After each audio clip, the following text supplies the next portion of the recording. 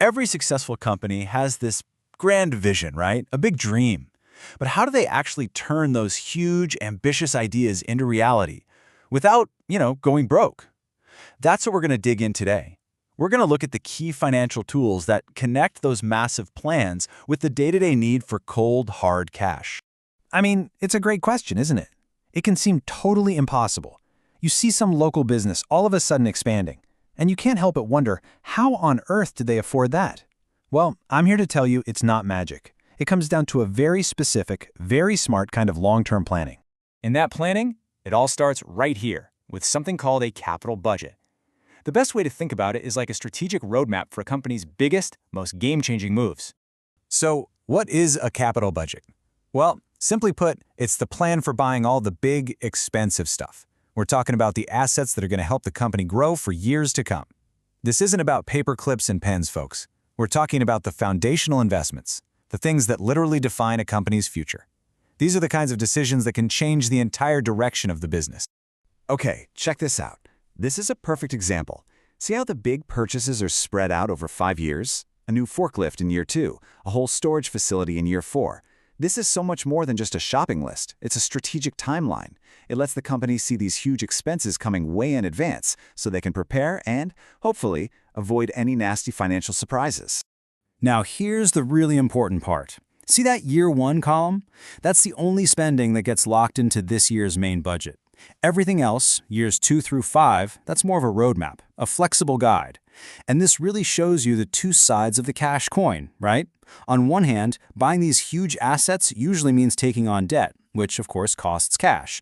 But on the other hand, these are the very assets that are supposed to generate new cash down the line. It's that classic, you gotta spend money to make money situation.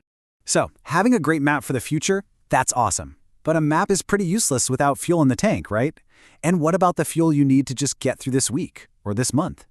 That brings us to the other equally critical side of financial planning, the immediate nitty-gritty reality of cash flow. And this leads us to a super critical question. When does the money actually show up? I mean, for real. This is where so many businesses, even successful ones, get into serious trouble. They make the classic mistake of confusing a sale on paper with actual cash in the bank. Honestly, this might be the single most important rule in all of business finance. Look, making a $100,000 sale sounds amazing, and it is. But if your customer isn't paying you for 90 days, you don't actually have that $100,000 today. What you have is a promise. And, well, you can't pay your employees or your rent with a promise. So, to solve this exact timing problem, companies use a tool called a cash collection schedule. Its whole job, its entire reason for being, is to predict how much actual cash is going to flow into the business month by month. And it does that by looking at how customers have paid in the past. And here you go, this is what one looks like. Notice it's not just a simple line that says, hey, April sales were $400,000. No. It breaks down where the cash that actually got collected in April is coming from. Some of it's from April's sales, sure, but a lot is from March. And look, even some from February. It paints a completely different and much more realistic picture. Let's zoom in on that April column for a second. The company is expecting to collect a total of $224,000 in cash. But here's the fascinating part. Where is it all coming from? Only a tiny piece, just 60 grand, is from sales they made in April. The biggest chunk? That's from last month's sales. And a pretty surprising amount is from sales made way back in February. See? This gives you a much more realistic idea of the cash you'll actually have on hand. All right, so you've seen the idea behind it. Now let's actually put this into practice. We're going to do a quick example so you can see exactly how this works in real time.